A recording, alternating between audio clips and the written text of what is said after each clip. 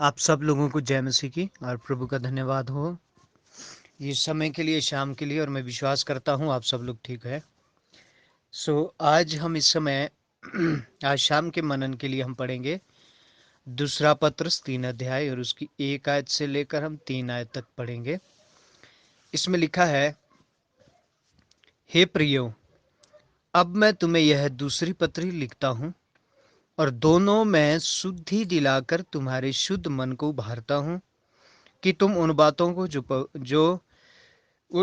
को जो पवित्र भविष्यद्वक्ता ने पहले से कही है और प्रभु और उद्धारकर्ता की उस आज्ञा को स्मरण करो जो तुम्हारे प्रेरितों के द्वारा दी गई थी।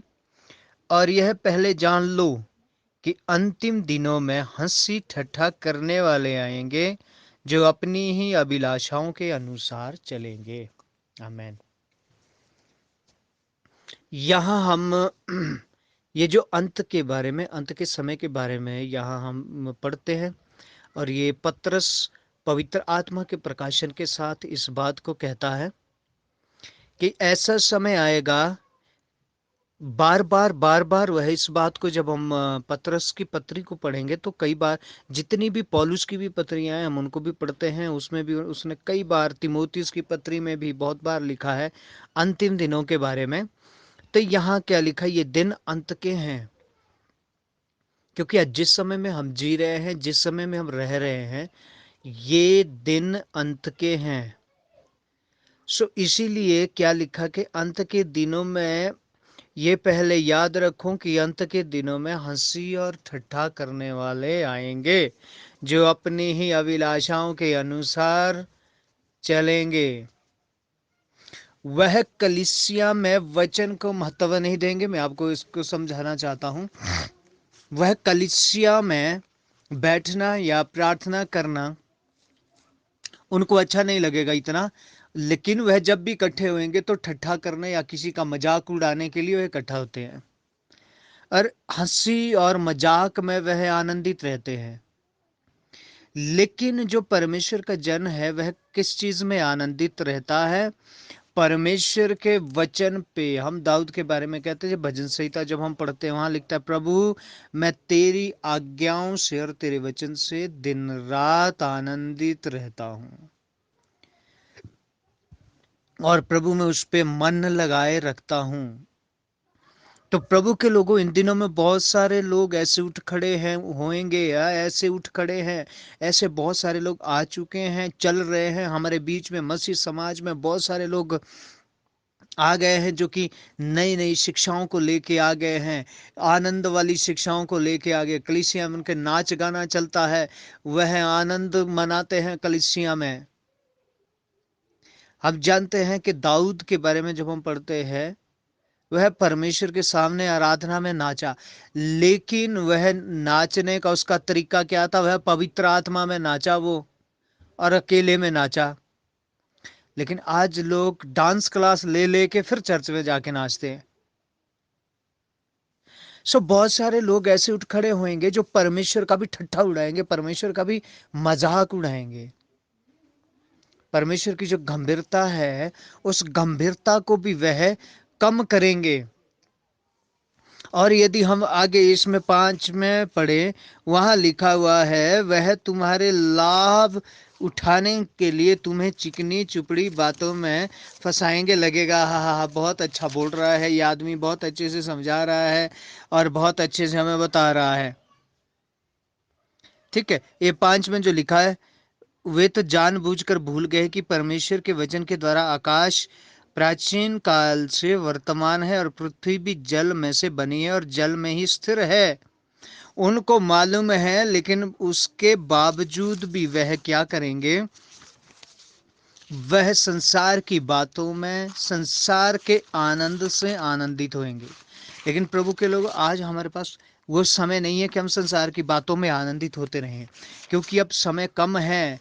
इसीलिए जागते रहो और प्रार्थना करते रहो, क्योंकि दिन नजदीक है। क्योंकि दिन नजदीक है। जब हम 1 तीमुथी 4 अध्याय में पढ़ते, वहां लिखा है, परंतु आत्मा स्पष्टता से कहता है कि आने वाले समय में कितने लोग भरमाने वाली आत्माओं और दुष्ट आत्माओं की शिक्षाओं पर मन लगाकर विश्वास से बहक जाएंगे। ये जो वचन है ये बहुत महत्वपूर्ण है। आज यदि हम कोई भी भविष्यवाणियां सुनते हैं या किसी भी कलीसिया में कोई भी भविष्यवाणी होती है या कोई भी दर्शन होता है, याद रखे जो भविष्यवाणी होगी, जो दर्शन होएगा, वो वचन के अनुसार होएगा। यदि उसका मेल वचन से नहीं है तो वो भविष्यवाणी वह वचन के अनुसार नहीं है, वो कोई भरमाने वाली आत्मा या दुष्ट आत्मा की कोई शिक्षा है। मैं इस बात पे आप लोगों का ध्यान केंद्रित करना चाहता हूं, क्योंकि आजकल हमारे पास यूट्यूब है, बहुत कुछ है, कई तरह की शिक्षाएं आती है। आप सुनो, सुनने के लिए मना नहीं, लेकिन सुनो, लेकिन इतना जरूर ध्यान दो, क्या ये वचन के ऊपर आधारित है? क्या ये वचन के ऊपर आधारित है? और आगे यदि इसका हम 2 आयत में पढ़े, यह उन झूठे मनुष्य के कपट के कारण होगा जिनका विवेक मानो जलते हुए लोहे से दागा गया, और वो विवाह करने से रोकेंगे और भोजन की भी कुछ वस्तुओं से परे रहने की आज्ञा देंगे। ये बहुत गहराई से, इसीलिए मैं प्रभु लोगों कहता हूं, बाइबल पढ़ो, वचन में पहले गहरे हो जाओ, ताकि कहीं भी बहक ना पाए। मैं फिर से एक बार मैं सबको समझाना चाहता हूं, क्योंकि बीच में कुछ मिसअंडरस्टैंडिंग थी बहुत लोगों के बीच में पिछले दिनों में, जो मुझे मालूम चली है। याद रखे, वह विवाह से भी रोकेंगे, या विवाह परमेश्वर के सामने एक पवित्र बंधन है और एक पवित्र रिश्ता है। और वचन कहता है विवाह इसलिए है ताकि तुम कामातुरी यानी के पाप से और भय विचार से बचे रहो। और वचन क्या कहता है? पति पत्नी आपस में आनंदित रहें। यदि पति पत्नी का संबंध पाप है तो हम इसको कैसे कह सकते हैं कि ये बाइबल के अनुसार की शिक्षा है? क्योंकि बाइबल पति पत्नी के संबंध को कभी भी पाप नहीं कहती, बल्कि उसको पवित्र रिश्ता और पवित्र बंधन बनाया गया है। इसीलिए हर एक भविष्यवाणी, हर एक प्रचार यदि वचन से मैच नहीं होता तो वह आत्मा भरमाने वाली आत्माओं में से है। क्योंकि यहां एक आयत में स्पष्ट लिखा हुआ है, परंतु आत्मा स्पष्टता से कहता है कि आने वाले समय में कितने लोग भरमाने वाली आत्माओं और दुष्ट आत्माओं की शिक्षाओं पर मन लगाकर विश्वास से बहक जाएंगे। यानी कि क्या है, बहुत सारे प्रचारक भी भरमाने वाली आत्मा की अगुवाई से वचन का प्रचार करेंगे। और वो प्रचार कैसा होगा? तोड़ मरोड़ कर वह वचन को तोड़ा मरोड़ा जाएगा और कोई भी वचन कहीं भी लगा दिया जाएगा। और लिखा है, जब पतरस में लिखा हुआ है, वह अपने लाभ के लिए उसको तोड़ मरोड़ कर कहीं भी उस वचन को फिट कर देंगे। याद रखे, बाइबल को ध्यान से पढ़े। जो वचन जिस बात के लिए लिखा गया है, उस वचन को उसी बात के लिए कहा जाए, उसको तोड़ मरोड़ कर कहीं भी फिट ना किया जाए। इसलिए प्रभु के लोगों, मैं ये क्या कहना चाहता हूं कि आप लोग वचन के ऊपर ध्यान दो, बाइबल को पढ़ो, ज्यादा से ज्यादा पढ़ो। हर एक जो भी कोई भविष्यवाणी है, उसको यदि वह वचन से मेल खाती है तो परमेश्वर की ओर से है। याद रखना, आजकल आज की भविष्यवाणी और पहली भविष्यवाणी, इन दोनों भविष्यवाणियों में फर्क है। मैं आपको यह समझाना चाहता हूं, आप ध्यान से इस बात को समझना। क्योंकि जो पहले की भविष्यवाणी थी, हम यशायाह के बारे में पढ़ते हैं, यिर्मयाह के बारे में पढ़ते हैं, जितने भी भविष्यद्वक्ता है हम सब के बारे में पढ़ते हैं। उनमें भविष्यवाणियां थी, यीशु मसीह के आने की भविष्यवाणियां हैं, अंत की भविष्यवाणियां हैं, स्वर्ग के राज्यों की भविष्यवाणियां हैं, या निन्वे की भविष्यवाणियां हैं। कुछ देशों की भविष्यवाणियां हैं। ये उस समय की भविष्यवाणियां हैं जब अनुग्रह का समय नहीं था, व्यवस्था का युग था। लेकिन आज व्यवस्था का युग नहीं है, अनुग्रह का समय है। उस समय परमेश्वर सिर्फ यहूदियों के लिए ही था, लेकिन आज परमेश्वर पूरे संसार के लिए है। आज जितनी भी भविष्यवाणियां हैं वह सारे की सारी परमेश्वर ने हमें लिख कर इस वचन में दी हैं। अब जब हम प्रेरितों के बारे में पढ़ते हैं, ये जितनी हम प्रेरितों के काम से आगे जितनी हम पत्रियां पढ़ते हैं, ये यीशु मसीह के प्रेरित या मत्ती से लेकर पढ़ते हैं, ये भी यीशु मसीह के प्रेरित, मत्ती, मरकुस, लूका, यूहन्ना, उन्होंने सुसमाचार लिखा है। ये भविष्यवाणी नहीं है, ये सुसमाचार हैं। और जो पौलुस प्रेरित लिखता है, तिमोथी लिखता है, पतरस लिखता है, यूहन्ना लिखता है, यहूदा लिखता है, ये जो पत्रियों को जो लिखा जाता है, ये पत्रियां भविष्यवाणी नहीं है। ये पत्रियां भविष्यवाणी नहीं है, लेकिन आत्मा की अगुवाई के द्वारा कलीसिया के लिए आत्मा के कानून है।